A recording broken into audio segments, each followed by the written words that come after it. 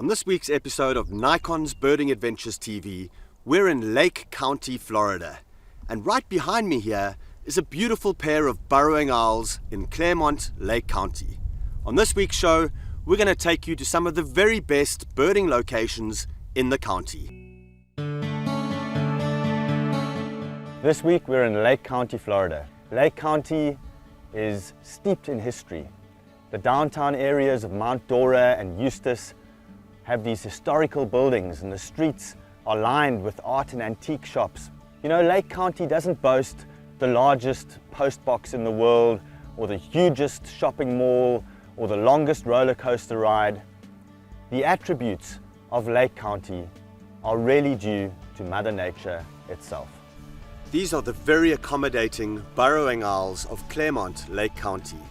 These diminutive, small little owls are widespread throughout South America, Central America, and North America, and there are more than a dozen different subspecies of burrowing owls. The Florida subspecies of burrowing owl is one of the most threatened, and Claremont, Lake County, has a healthy population of these great little owls. And it's not hard to see why. Historically, Florida burrowing owls occupied the prairies of Central Florida, just like this prairie close to Claremont. Recently, these populations have decreased because of housing developments and the modification of prairies for agricultural crops. This is exactly how Florida burrowing owls would have been seen prior to the massive wave of human settlement that Florida has experienced. Florida burrowing owls feed mainly on insects and are hugely beneficial to farmers as a result. Just like another upcoming star in this episode, they are nature's effective natural pest control. One of the best forms of rodent control is not to use chemical baits that you can lay out which will cause terrible damage to whatever eats it, including the rats or the rodents, but rather to let nature take its course. And here we've got a barn, and what lives in barns is a great asset to the farmers of this area, barn owls. And they should be encouraged because they will keep rodent populations down.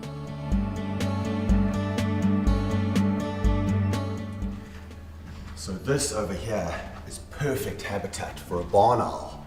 Obviously they're called barn owls because they live in barns, just like this, disused buildings. And up here, we've got a whole family of 3 baby, in fact there's 4 baby barn owls right here. They're quite used to people. They're still hissing at me, telling me, get away.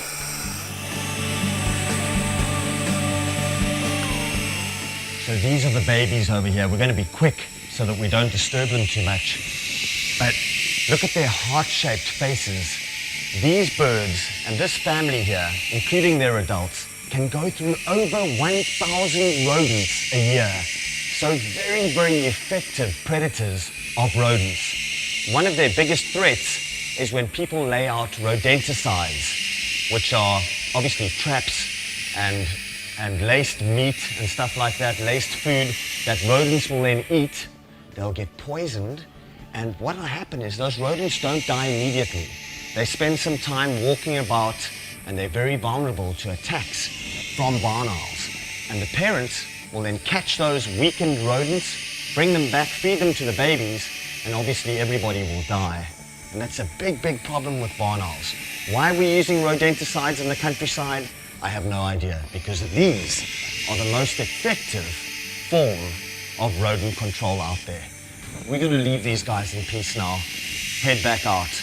But aren't these beautiful 4 little baby fluffy barn owls?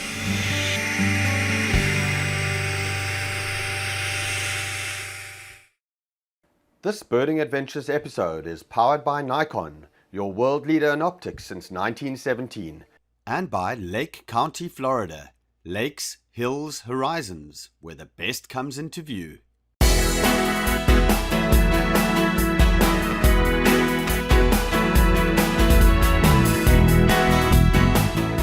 Lake Apopka Restoration Area is situated just northwest of Orlando at the headwaters of the Ocklawaha River. And what this area is restored agricultural land to basically pristine wetlands. and this attracts a huge variety of birds, so much so that in 1998, 174 different species of birds were recorded at the annual Christmas bird count, and that shattered the inland record of the 100-year Christmas bird count. So a fantastic variety of birds, and in fact today nearly 300 species have been recorded here at the Lake Apopka Restoration Area. Behind me here is a fantastic group of fulvous whistling ducks. These birds are generally very, very tough to see. They're very shy, they're wary, and they're not common at all anywhere in the United States of America. So this place is one of the very, very best locations in North America to see fulvous whistling ducks. They are found in other parts of the world. They're found in Africa, they're found in India, they're found in Central America and South America. So it's a very widespread bird, but they are very, very shy. And it's good to see good numbers of them right here at the Lake Apopka Restoration Area. Fulvous whistling ducks get their name from the word fulvous, which means reddish yellow. And what's interesting about these birds is that they actually forage at night. So during the day, they'll generally rest up, they'll sit in the water, or they might find a nice stick or a nice tree to roost in. And then at night, they'll come into these big wetlands and they'll feed on the seeds and on various plants at night. It's a nocturnal duck, which is very, very unusual. And they're called whistling ducks because of this almost like nasal whistle that they make. You can hear them calling behind me here.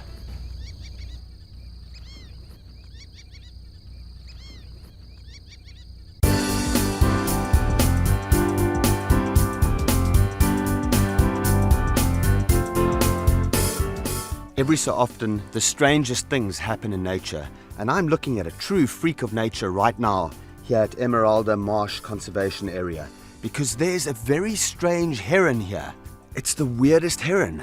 It's got this white stripe of a tricolored heron, and then I looked at it more closely and it looked really washed out. It's got this kind of whitish coloration, and then I saw the key. When it lifted its feet, it had yellow feet, which suggests a snowy egret. So what this bird most likely is a hybrid between a tricolored heron and a snowy egret. Well, something tells me that somebody had some fun on a Friday night at the rookery, and that's the result.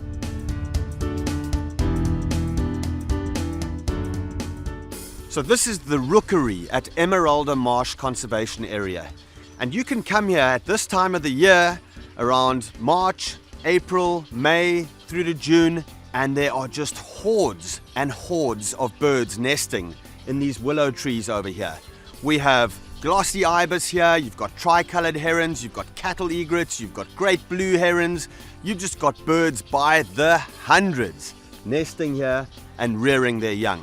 There's also anhinga here, cormorants, all nesting here, and it's fantastic to watch from the embankment here at Emeralda Marsh Conservation Area. We've got a whole group of baby anhingas here. Look at them as the parent bird flies in. They're gulping down those fish, whatever that parent bird has brought to the nest. Mainly it'll be a mixture of fish that it's caught swimming in the waters here, and it regurgitates that, and you can see how aggressively those babies stick their whole heads and everything straight down the throat of the parent birds. Really, it almost looks as though they're throwing their whole bodies down the throat of the parent. And here now I'm filming a great blue heron. It's got some fairly young chicks in the nest here. And right now all I can see is just looking through my viewfinder here, just the feet of the parent bird. You can see the little baby. Every now and again you'll see the bill come down and it'll feed the little youngsters at the bottom of the nest there.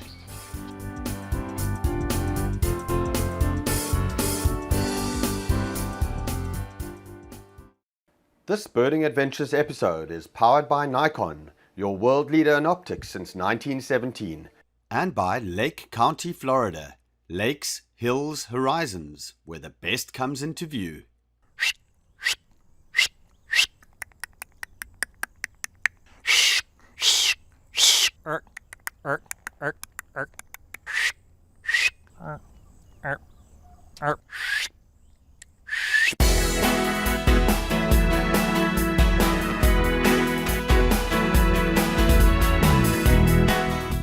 So here we are this morning in Seminole State Forest with biologist Ralph Risch from the Forest Service, and we're trapping or trying to trap Florida scrub jays.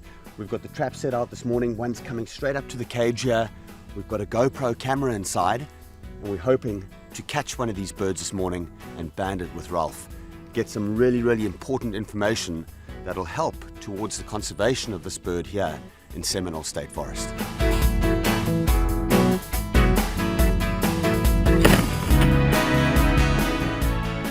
That was so close.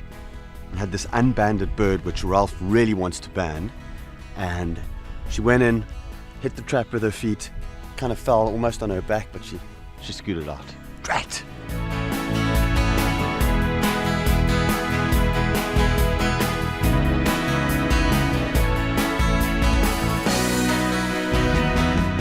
Hey James, get these birds in.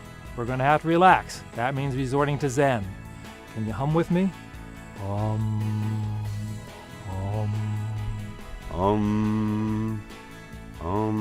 Is this really going to work? Everything else has failed, so let's try a bit of Zen.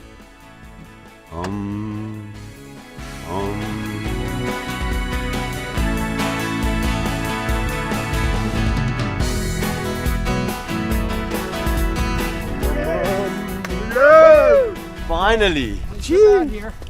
One thing you've got to be cautious of if you're banding scrub jays, if you're a bander, is not to spook the juveniles from going into the trap. The problem is that when you have juvenile jays that are between in their first half of their first year, from spring when they're hatched until autumn when they start moving about on their own after they've had their first molting, is they're in a learning phase from their parents. And it's a physiological thing. Their brains are physiologically structured to learn from their parents, both the smart things their parents do and the dumb things their parents do. So if you catch the adult bird while their kids are watching, the chances of getting those kids to go in the trap in the future is slim to none.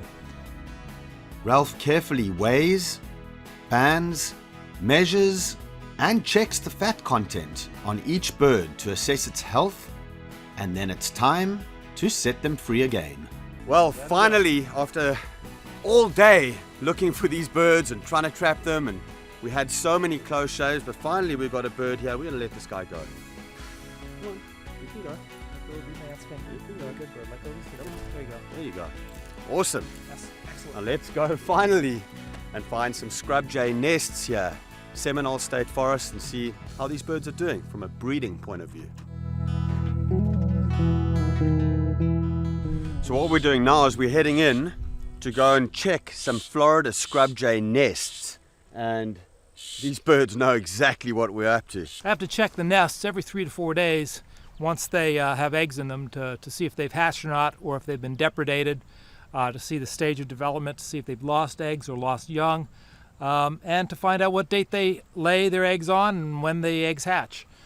Our carefully placed cameras reveal previously hidden secrets of Florida scrub jays.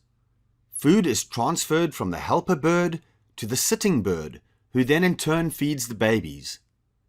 This parent repeatedly retrieves large food items from the baby's crop and mashes them up before returning the food to the hungry young. She then taps their backs to induce defecation and promptly eats the fecal sac to keep the nest free from parasites and clean so as not to attract predators. With dedicated parents like these, let's hope that this bodes well for the survival of Florida's only endemic bird.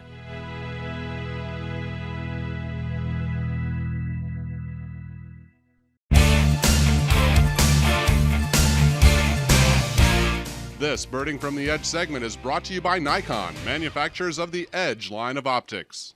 Ooh, yellow rat snake in the road here. Go get 'em. Let's try to get this guy. Awesome. Look at this. Ralph, tell us about the snake quickly. This is a yellow rat snake, Laphagutata. It's one of the most common snakes in the Florida scrub. There's also another snakes out here like the yellow rat snake. For example, there's the black racer and the corn snake or yellow or red rat snake. These are all predators on baby scrub jays in the nest and scrub jay eggs, so they will depredate any scrub jay nest they come upon. Now, there's not a lot we can do about that. In some years they'll depredate almost every nest, and other years they won't depredate very many. Depends on their density.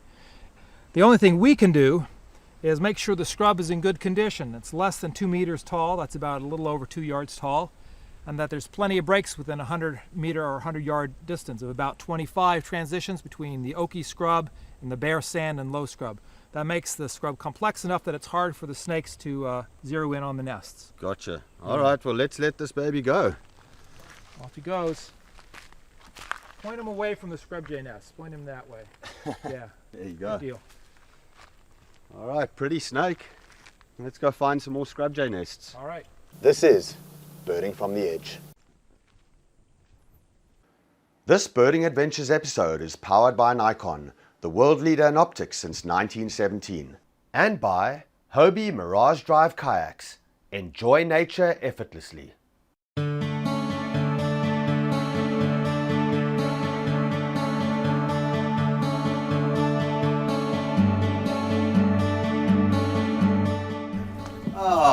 Look who's here. Bruce and Kathy. Well, hello. Hello, How the are Browns. you? Good to see you. Good to see you. It's See you been a again. while. It's been Right. what, 5 years or so? 5 years, can you believe it? It's hard to believe. My gosh, it's hard to believe. Great, well, the place looks the same.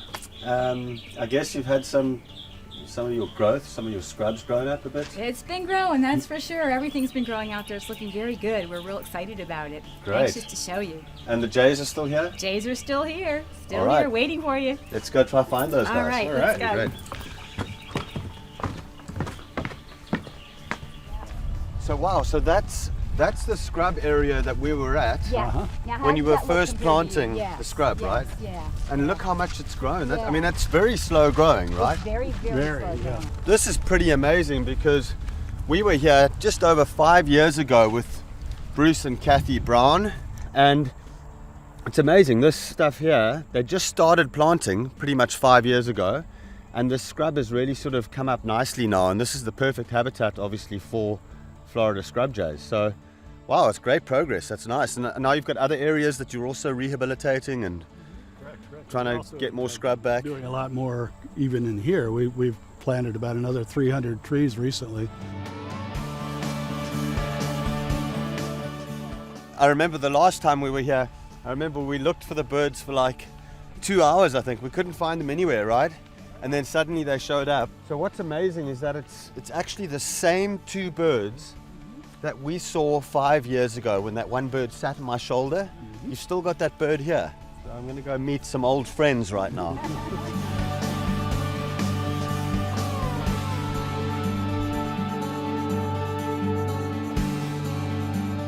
What's exciting for us with this restoration is not only to see the scrub oaks growing up in the other ground covers, but to see the open sandiness coming back again. When we first took out the citrus groves, it was very thick with a lot of the compost and fertilizers and such that had been here from the previous farmers.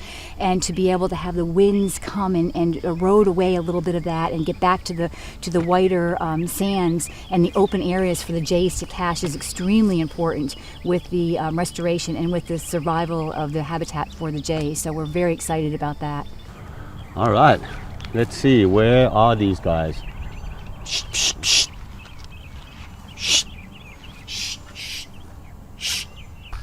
So here's our little friend again. There he goes, right up onto the telephone wires.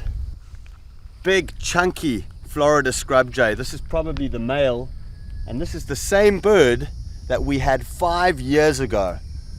Wow, you look 5 years younger. Kathy, Bruce, thanks again. It's so good to see you guys again. Excellent to see you It's again. wonderful to see how the oak has grown up. I mean, look at this oak. When we were here 5 years ago, I guess it was just planted. So it's amazing to see how you guys have done so well with the restoration of the habitat here, and to see the same scrub jays that we saw 5 years ago is fantastic. Thank you so much, James. We really appreciate you coming out and sharing this with everybody, and we are so delighted. We've got a wonderful festival coming up October 4th through 6th, the Wings and Wildflower Festival. We would love to have people come and join in the tours that we have here and see what's going on with the restoration and become involved and active. The annual Wings and Wildflower Festival offers the opportunity to attend excellent presentations from well-renowned birders and conservationists at beautiful sites like Hickory Point, Marina del Rey, and the Mission Inn Resort and Club.